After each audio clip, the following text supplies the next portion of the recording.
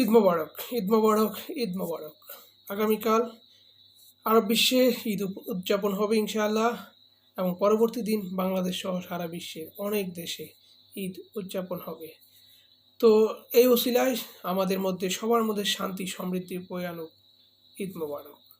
আসুন এই ঈদ উপলক্ষে আমরা কিছু কাজ করি এবং কিছু পাপ থেকে দূরে থাকি। প্রথম যে কাজটা সেটা হচ্ছে আমরা ঈদ উপলক্ষে বেশি পরিমাণ এমন পণ্য কিনি যেগুলো আমাদের মানবতার কঠিন প্রশ্নে আমাদের দাঁড় করিয়ে দেয়। যেমন যারা বিশ্বে মানবতার ধ্বংসের জন্য কাজ করতেছে তাদের পণ্যগুলো আমরা কিনি, যেমন Pepsi, Seven Up, Coke, Fanta, Mirinda, Dew, এগুলা থেকে বিরত থাকি।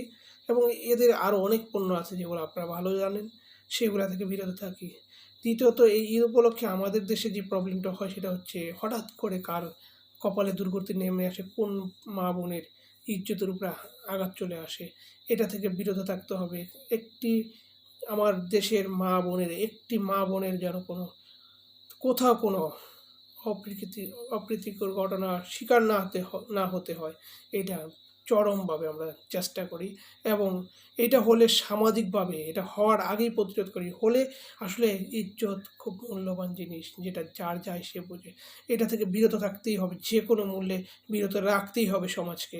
তৃতীয়ত যে বিষয়টা হয়, আপনার ঈদের দিন অতিমাত্রায় গান বাজনা এবং অনেক যে জিনিসগুলো হারাম হারাম খাবার খাওয়া হয়, এটা থেকেও বিরত থাকতে হবে।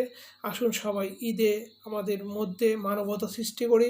ঈদ হোক আমাদের মধ্যে নিজেদের মধ্যে বন্ধন সৃষ্টি, ঈদ হোক আমাদের মধ্যে শান্তি সমৃদ্ধির বার্তা বহন করার জন্য। ঈদ মানে হচ্ছে একে অপরের সাথে বৈরিতা, দ্বন্দ্ব, বিভেদ ভোলার দিন। ঈদের দিন উপলক্ষে আমরা শত্রুকেও বন্ধু করে নেই, আবার আমাদের মধ্যে ঐক্য তৈরি করে ফেলি ইনশাআল্লাহ। আগামী দিনগুলা সবার সুখ সমৃদ্ধিতে কাটুক, এই প্রত্যাশায় বাংলাদেশ মোরাল ডেমোক্রেটিক পার্টির পক্ষ থেকে সবাইকে ঈদের শুভেচ্ছা। সবাই বাংলাদেশ মোরাল ডেমোক্রেটিক পার্টির পাশে থাকবেন এবং আমাদের যাত্রা বহুদূর, সেই যাত্রায় সঙ্গী হবেন। সাথে থাকবেন, লাইক করবেন, কমেন্ট করবেন, সাবস্ক্রাইব তো অবশ্যই করবেন ইনশাআল্লাহ। আসসালামু আলাইকুম ওয়া রাহমাতুল্লাহি ওয়া বারাকাতুহু।